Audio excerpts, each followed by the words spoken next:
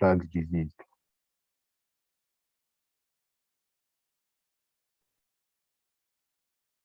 So here's going to be the outline of the presentation. So definition, relevant anatomy, pathophysiology, clinical presentation, diagnostic evaluation, treatment, differential diagnosis, complications. Then we'll have a discussion afterwards with questions.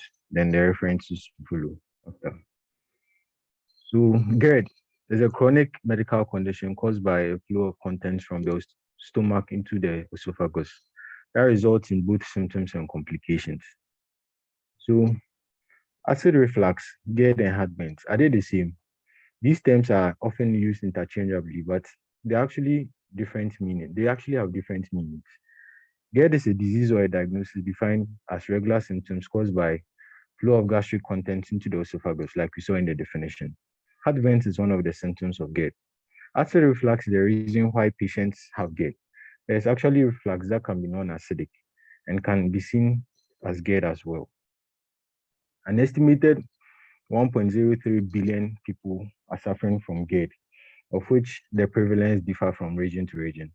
In the US, the prevalence amongst adults is between 18.1 and to 0.7%, and it's one of the commonest gastrointestinal disorders in the US.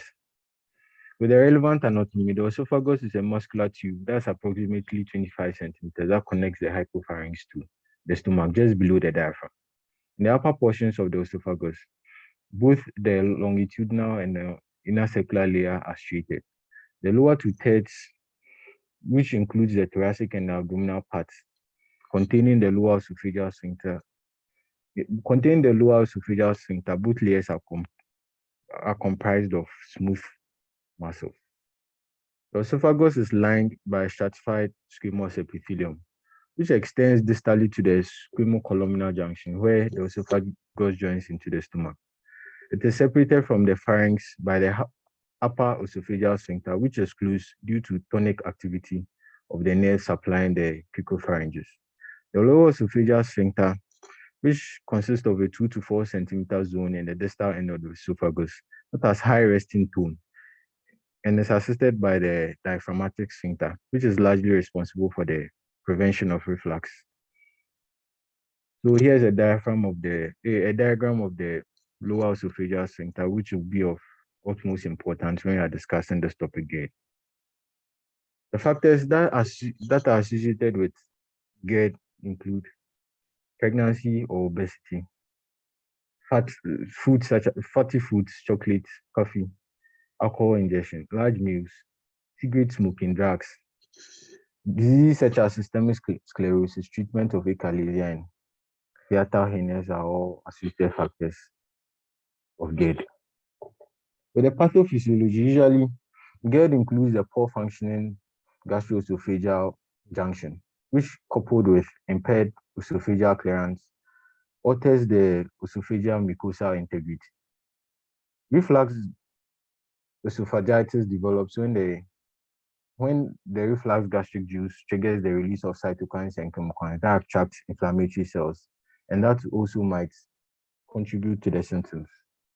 Other contributory factors may also include decreased salivary production, delayed gastric emptying, and esophageal hypersensitivity. As such, GERD can no longer be approached as a single disease, but one of multiple phenotypic presentations and different diagnostic considerations.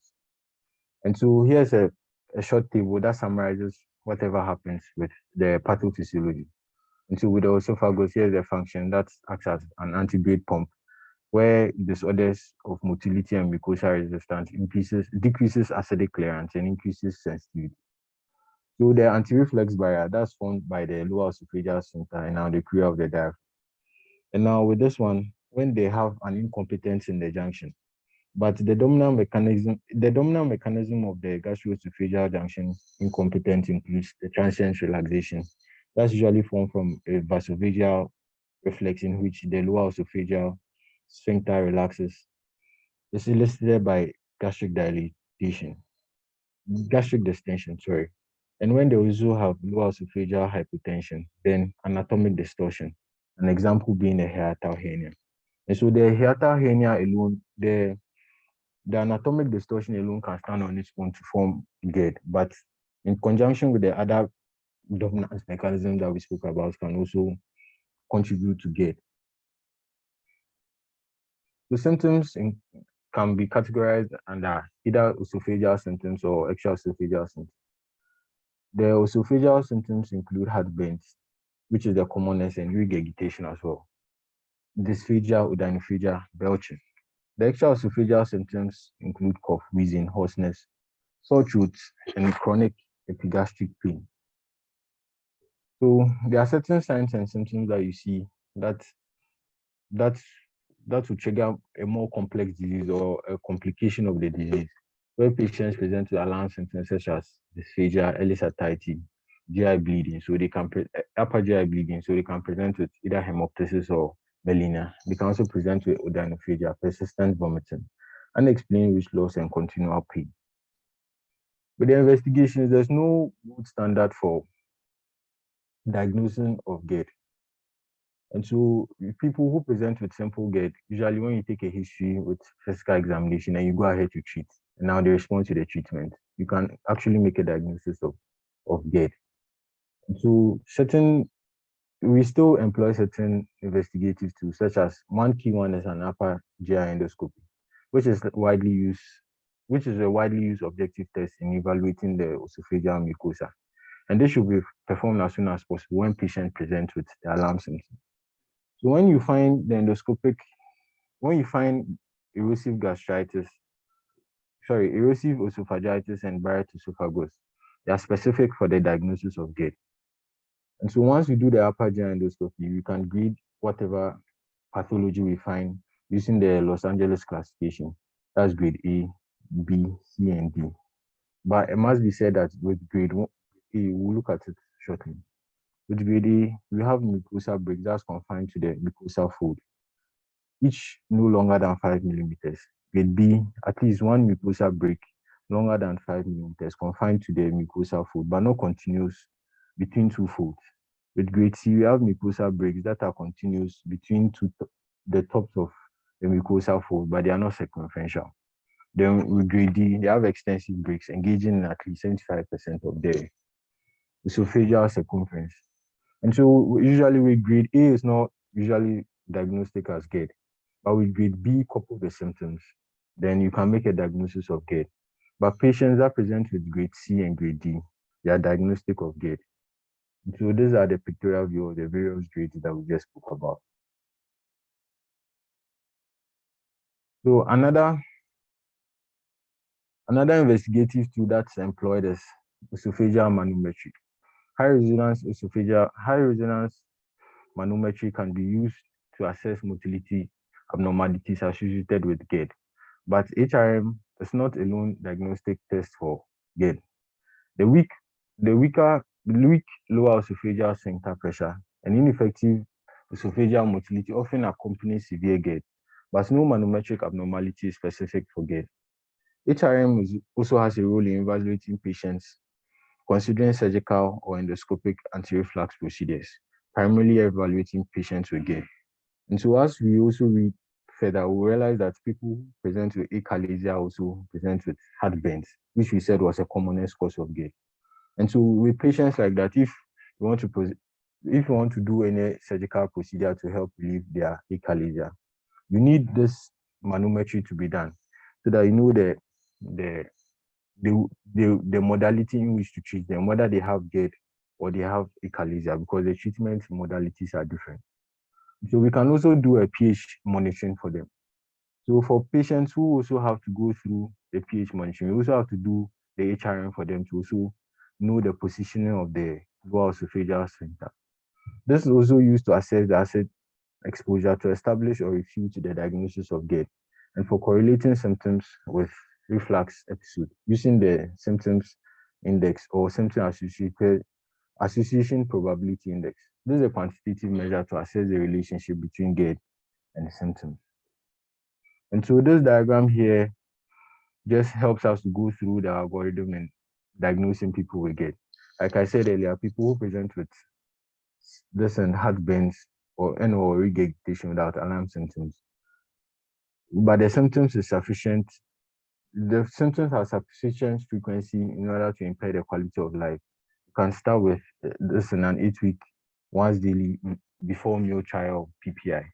If there is complete relief, GERD is likely. Then you may discontinue the PPI. But then if there's no complete relief, you can go ahead and do further studies such as the upper GI endoscopy of PPI 2 to 4 weeks. Then if you find that there's grade B, C, and D or Barrett's esophagus, then GERD can be confirmed.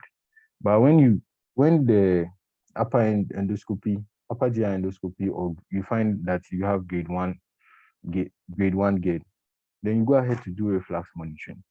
If the reflux monitoring is normal, you have to consider other causes of the patients presenting complete. And so here's the treatment. Where the treatment goes. One is to eliminate the patient's symptoms, to heal irritations of the esophagus, and also to prevent long-term complication of GERD.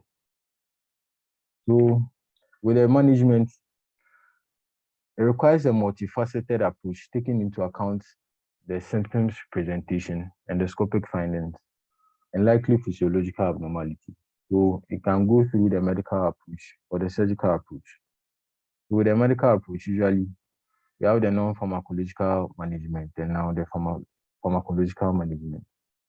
The non-pharmacological management entails that lifestyle modification where patients who present to you have obesity, would like to lose some weight, alcohol and tobacco cessation, staying upright after meal, avoiding bedtime snacks and late night meals, and also avoiding eating large meals at a go. Also preventing foods that aggravate your symptoms, such as caffeine, chocolate, spicy food, and carbonated drinks. With the pharmacological management, usually the the main treatment we use proton pump inhibitors. Treatment usually lasts for 8 to 12 weeks. The symptoms, and for this duration, we usually find that symptoms and relief and the healing takes place around the same time. That around this time, that's why we give them for 8 to 12 weeks. The best time taken is between 30 to 60 minutes before meal. Maintenance therapy should be administered for those who present with complications as well. Also have other medications that can also be used. So the alginates containing antacids that can be given 3 times daily are most frequently used over-the-counter medication agents for GERD. They form a gel or a foam raft with gastric contents to reduce the reflux. Usually, the magnesium-containing antacids tend to cause diarrhea, while the aluminum ones cause constipation, so they are not usually used. The HR, the HR2 the H2R receptors antagonists may also be taken at bedtime, and this is beneficial for people who present with nocturnal symptoms. So it can be an add-on therapy for people who are already taking PPIs. And prokinetics too, like we said, GERD is a multifaceted approach. It's a multi-phenotypic disease. And so patients who also have decreased motility, gastric motility, and also can also present with symptoms of GERD. And so prucalopride, which is an US FDA approved medication for treatment, are seen to improve gastric emptying and reduce esophageal acid exposure with GERD. In future, this may be a potential add-on therapy for patients with GERD on PPI, found to have delayed gastric emptying. And so GABA agonist. This reduces the transient relaxation, however. However, side effects of dizziness and somnolence, as well as constipation, has limited its use. Sucralfate is also another class of medication that can be employed in the management of GERD. It's a mucosal protective agent, but few data document its efficacy in GERD. Limited studies have suggested similar efficacy to the H2 arrays, but there's no comparative data to PPI nor combination studies. With these agents, sucralfate is largely unabsorbed and has no systemic toxicity. There's little to recommend for this agent in GERD outside pregnancy. So, with the surgical approach, some of the indications are patients who have had to fail medical therapy, GERD complications, medical complication attributed to large hiatal hernias, Atypical symptoms with reflux documented on 24-hour pH monitoring. And so these are the surgical techniques in which is employed for patients that present with GERD, and do a fundoplication for them.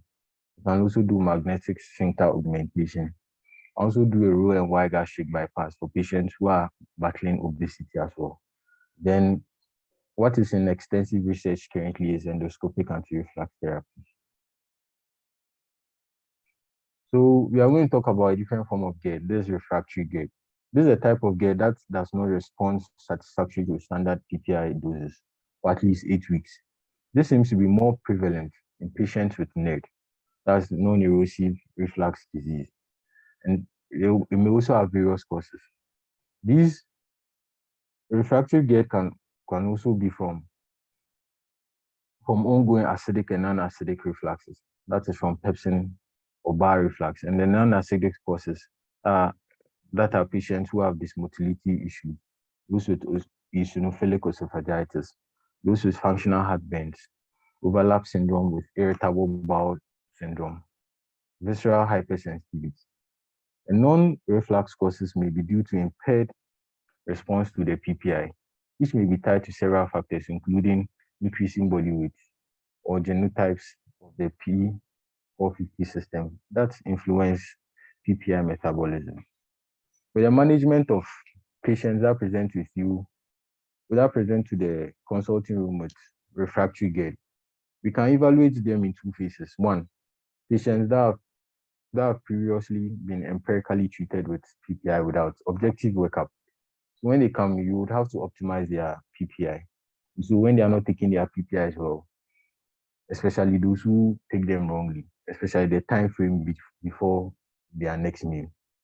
Then if they do that and now they have this relief of symptoms, then you discontinue GERD treatment. Then you discuss the long-term GERD management with them.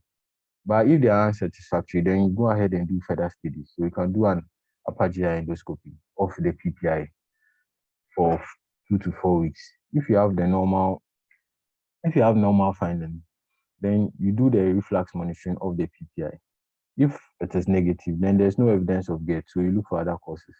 But then if you do the upper GI endoscopy and now you find that there are abnormal signs, then you find there to be erosive esophagitis or Barrett's esophagus, then GERD is confirmed, then you treat. But if you don't find any abnormal signs, then you can also treat for normal mucosal disease. So patients who have been previously objectively defined as people who have GERD, you still optimize their PPI treatment for 2 to 3 weeks. If they find some relief, then you continue the current treatment and you discuss long-term treatment plan. If it's still unsatisfactory, then you also perform the impedance pH monitoring on the PPI. If it is normal, you look for other causes. But if it is abnormal, you realize that they still have the GERD, just that the medical treatment is failing. Then you consider surgical approaches and other escalating medical therapy. So here are the differential diagnosis for the treatment of for GERD.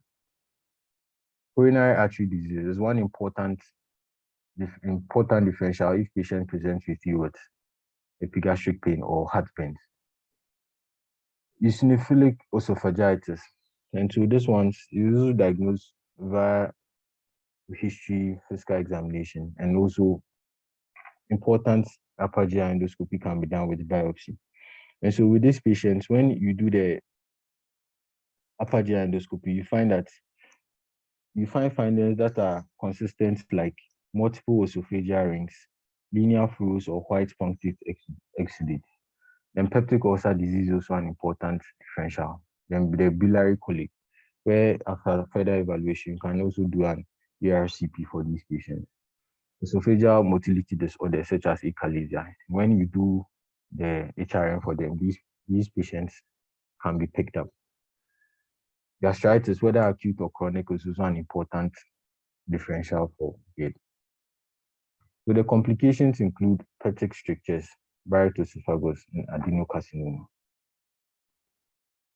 So these are the references of the short topic GERD that I use. Thank you.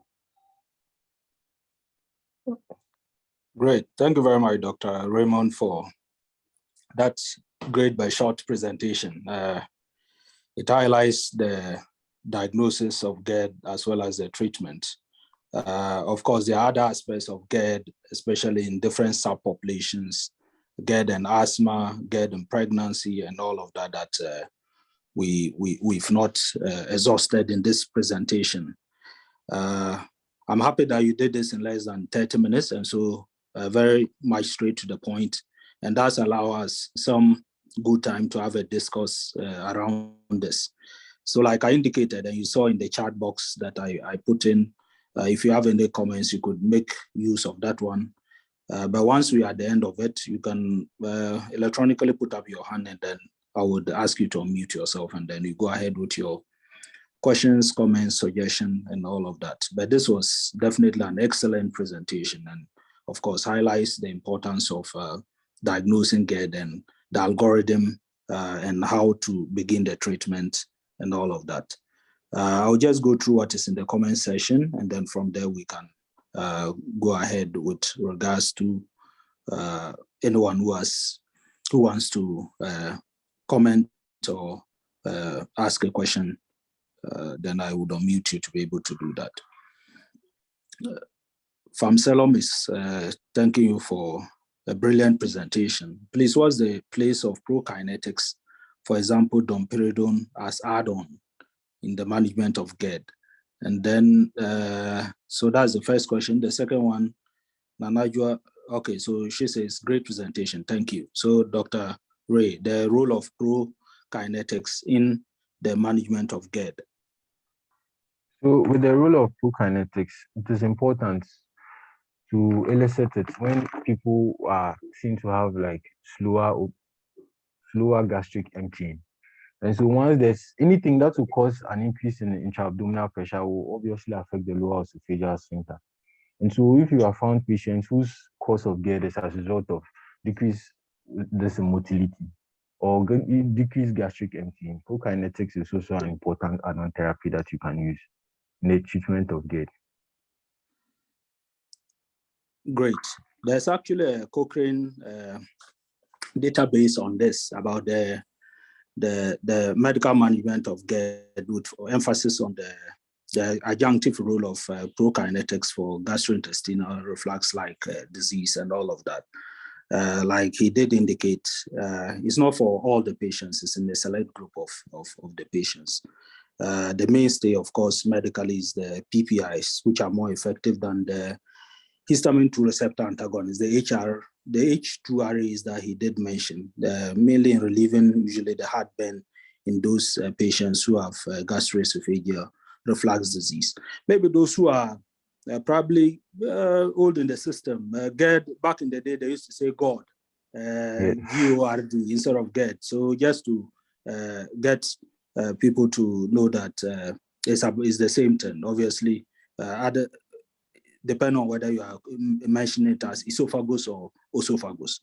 So the benefit is there in those select group of people who may need that. Pearl put that was a great presentation. And Thomas, what tests are done to confirm or rule out GERD, please? I think you did this, but Dr. Raymond, if you can mention that again for Thomas.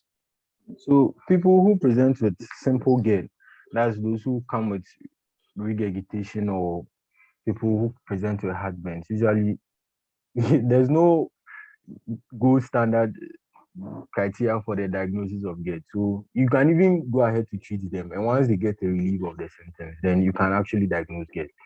But if people are persistently, you want to further evaluate them, that's when you can do the upper GI endoscopy and the pH impedance monitoring as well. And so it's a whole algorithm, depending on the kind of patient that you meet sitting in front of you. Fantastic. So I agree with you. Same, usually we classify them into patients with classic symptoms and those without classic symptoms. What are those classic? They are those that he's mentioned.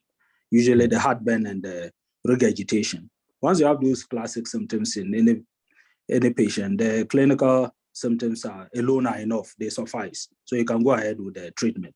However, some of the patients may need additional evaluation. So mind you, these things that he did mention, they are in select group of people. It's not, say, everybody who comes in with regurgitation plus heartburn, you go ahead and do an endoscopy, or you do the 24-hour manometry measurement, or, those two symptoms in themselves are enough for clinical diagnosis of GERD and starting treatment.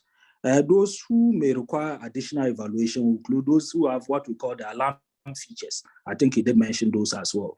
And those who have risk factors for Barrett's esophagus, like a family history and all of that. And then those who may have had an abnormal GI imaging performed for either evaluation of one symptom or the other. Other than that, once you have those two, you are good enough to go ahead to do. Those who don't present with the classic symptoms, like maybe coming with chest pain, you did see that he said one of the differential diagnoses, very key. Like one of my professors in cardiology always say, rule out the heart before you go to the gut. So obviously you want to be sure that this is not an angina or it's not an acute coronary syndrome manifesting that way. And some people do have some bit of global sensation and hoarseness of voice and wheezing and all of that. And that sometimes may confuse you up with asthma and some of those presentations. And so sometimes these are not, so if we present that way, they are not sufficient enough to make a clinical diagnosis of GERD in the absence of the classic symptoms that we did describe. And as such, if you present with this, you need to exclude other disorders before you attribute these symptoms to a gastroesophageal reflux disease. So for example, somebody coming with unexplained chest pain, you have to evaluate him with an ECG at least, and sometimes even an exercise stress test prior to doing your GI tract. So this is the standard algorithm that we usually do. So for your question, it depends on how the patient presents in, and then we can go ahead and evaluate appropriately. Thanks for the question. Okay, so I think that's the last one in the chat box. Any other question from the participants? We have over 40 participants. So if you do have a comment, a question, kindly electronically put up your hand, and then we could go ahead to unmute you so that you can talk. I don't see any now, so I can make some few comments as well. One of the key things that we have to be careful about is how we evaluate the patients, just as a follow-up to what he's mentioned. So if we come out with the classic symptoms, we will treat you for GERD. And then some select group of people, we may do an upper GI endoscopy. What are those? Those who have alarm features. The alarm features usually in training, usually they will give some acronyms to it. If you are not good at mnemonics, just understand that anybody who probably presents with some evidence of GI bleeding, you want to scope this person. Anyone with iron deficiency anemia, anorexia, weight loss, unexplained, either a dysphagia or adenophagia and persistent vomiting, as well as GI cancer in a first degree relative, you may want to go ahead to do an upper GI endoscopy for those people. So there are indications for what we would request for. And in those select group of people, you may go ahead to do this. The other thing I want to point out was with regards to the use of the proton pump inhibitors as diagnosis for GERD. So although usually close to about 90% of patients, they have their symptoms resolving with PPIs. Standard medicine usually we say that response to the anti-secretory therapy is not a diagnostic criterion for GERD. Reason is that typically there are some people who may not respond well to the GERD, like to the PPIs. And so sometimes if you do have this, again, like those whose response to the PPI do not correlate with like objective measures of the GERD, like the ambulatory pH monitoring and all of that. Because of these issues, typically we will say that your response to a PPI does not correspond to a GERD diagnosis based on the reflex testing. So that's a caveat to the use of the PPIs for diagnosing GERD. If you present with the clinical symptom, you make the diagnosis, irrespective of whether you respond to a PPI or not. And those without the classic symptoms, like we did mention, we would want to go ahead and then evaluate you or rule out other causes of the symptoms that you do have. And So we'll have to take note of those particular ones. I still don't see any comments. Okay, I think there's one that has come up. Okay, so Yakub is asking that please kindly take me through the grade A to D. I suspect that's the Los Angeles classification that he's asking about. So if you can take him through that. Thanks. So with grade A, we have mucosal breaks that's confined to the mucosal fold. So with the projection that I've done, you realize that you find the breaks that they've done in the diagram that you've seen. And so these breaks are no longer than 5 millimeters. With a grade B, at least one mucosal break that's longer than 5 millimeters, but it's confined to the mucosal fold, not continuous between two folds. With grade C, there are mucosal breaks that are continuous between the tops of the mucosal folds, but they are not circumferential. With grade D, there's extensive mucosal breaks engaging in at least 75% of the esophageal circumference.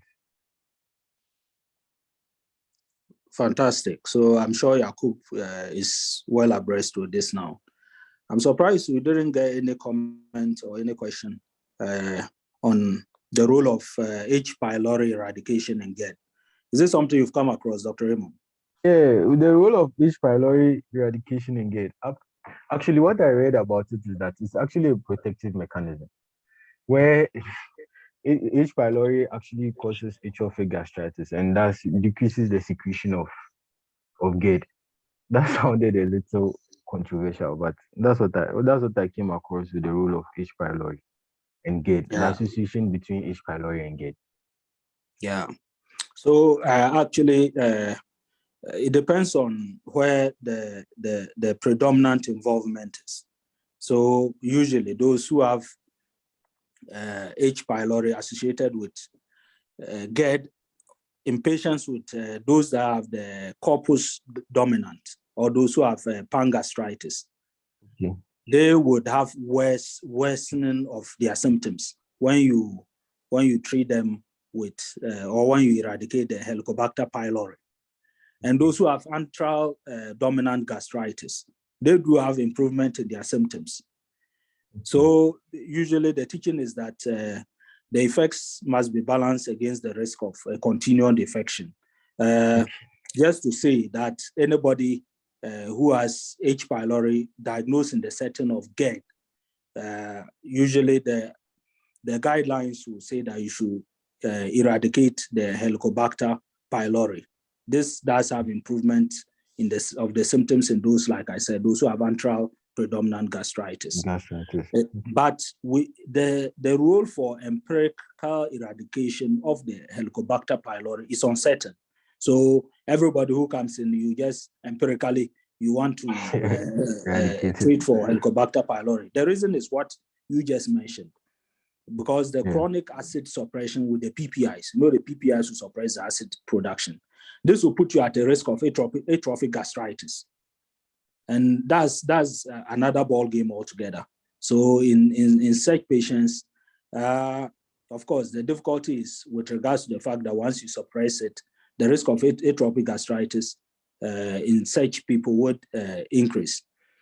Therefore, usually they will say that we will not want to routinely screen for Helicobacter pylori infection and do an empirical eradication of the Helicobacter pylori in the setting of the GERD, except for those who have, like we said, a good improvement in their symptoms. That's the antral predominant gastritis, or even those who have pangastritis. So these are things that we should take note of. Did you come across anything regards GERD and asthma? That's another very important thing that we need to highlight. Boss, I came across it. Was a whole article on it where they were trying to find the risk of patients presenting with GERD and asthma. I didn't really, because it was I wanted to make the presentation short. I didn't really go into details about it. But it's also one of the extra people who actually have this and asthma. There's a close link between it, but studies have not extensively dealt with the link between it, but they know that there's a close relation between GERD and asthma. Yeah, so I agree with you. It's like a brother and sister, and also. In actual fact, It can be double sides of or both sides of the coin. So GERD is common in patients who have asthma for obvious reasons. And then because even treatment alone for the asthma can predispose you to GERD as well. These are things that we should be aware of. And then reciprocally, those who have respiratory symptoms, including those with asthma, at increased risk of gastroesophageal reflux. So it's both ways. Either your GERD would worsen your asthma symptoms, because if you keep getting reflux, sometimes there's this pathophysiology or potential mechanism that they think about the reflux inducing bronchoconstriction, exacerbating your airflow obstruction in asthma. It's one of the things that we subsequently would have to spend a full day talking about. And then, so in the differential diagnosis of GERD is also asthma. And those who tend to have asthma and are on treatment, the medication, especially with regards to the SABA combined with the steroids, the ICS, there's some mechanism seeming to explain that you may have some bit of laxity of your lower esophageal sphincter. And this, as a result, can predispose you to getting gastroesophageal reflux disease. So it's both ways. And I agree with you. If you want to look at that topic, I think there will be a whole lot of discourse around it. So we'll only save it for another day. Today was just looking at GERD and moving on. Okay, then I get one from Benjamin asking, does GERD have a link with angina? I think, Raymond, you addressed this, but you can go ahead and have it done again. And so usually when they present with it, it's usually a heartburn, a burning sensation, usually retrospinal. But it's important to exclude a coronary cause from whoever is presenting with chest discomfort or a chest pain. And so when a careful history taking, physical examination, and you go ahead and do some more investigations such as an ECG can differentiate these presenting complaints that patients present with. Fantastic. Another one that says that wonderful presentation. Most of the clients that usually come really need to be educated on lifestyle modification. I agree with you, Sani, because most of the times they will tell you, when I take this, I get heartburn and all of that. Even when I was getting particular medicine, foods or so that they take to get symptoms, the hallmark of the management, like you saw in Dr. Raymond's presentation, is the non-pharmacological bit. We can't overemphasize that. So it's key, it's very important. He's asking, is there a way you can use only lifestyle to manage it? I agree. Yes, straight away. we can. Okay, Raymond, please take it. Oh, yes, we can. We actually prefer to start with that one before we go through the pharmacological management. And so it is actually a main block of managing GERD. You start with the non-pharmacological method. When they are not doing well, then you add on the PPI, then we further evaluate them. It's a stepwise approach to it. And so if you know that maybe spicy food or this particular spice triggers your GERD, why not avoid it? Realize that late night meals will trigger your GERD. Why not avoid it so that you won't go ahead to take medication? Great, I agree with you. So it's non-negotiable. All our patients would GERD, all of them, not some. All the patients would GERD, we would want to initiate a lifestyle and dietary modification in all, not some. And then obviously the things about further on treatment will depend on the severity of your symptoms. And he asks again, how does hyoscine butyl bromide, that's buscopan, risk one of GERD? I think is buscopan a risk factor for GERD? That's what he's asking. I didn't come across that. Yeah, so some people have associated a bit of some acid reflux with buscopan, but like he said, it is not a general thing. Obviously, there's buscopan being sort of an anti-motility agent, would slow your GI transit time. And once you have delayed GI transit time, it can predispose you to getting a reflux. So these are some of the things that some patients do complain about. It's not general for everyone. I don't see any more questions. Raymond, do you have any take-home message for us so that we'll close the session?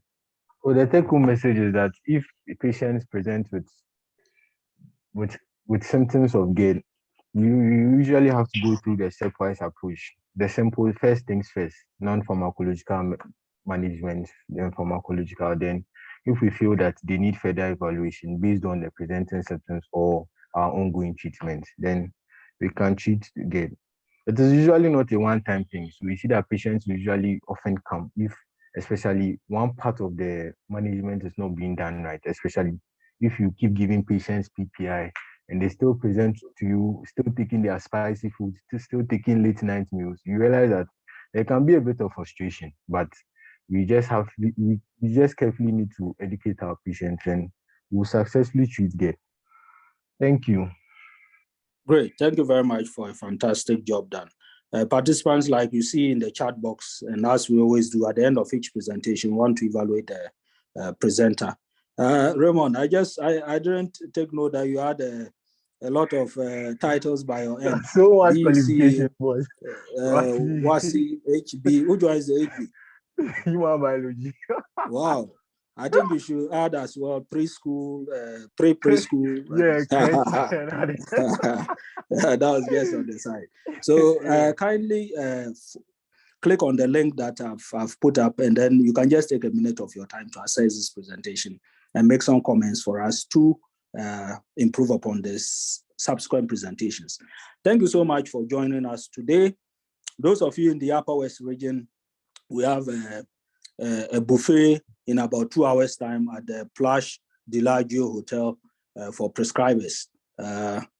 We please come on an empty stomach to be filled. There's so much food in here. I'm already at the hotel. Till next week. Next week we'll be looking at issues about the kidney. We'll break our protocol to do that because exactly a week today would be World Kidney Day. That's on the 10th of March. We want to do some activities to mark this day. So do be on the lookout on the various platforms that you see the adverts, and then you could join us. Till then, please stay safe, take very good care of yourself, and we meet again next week. God bless. Bye-bye.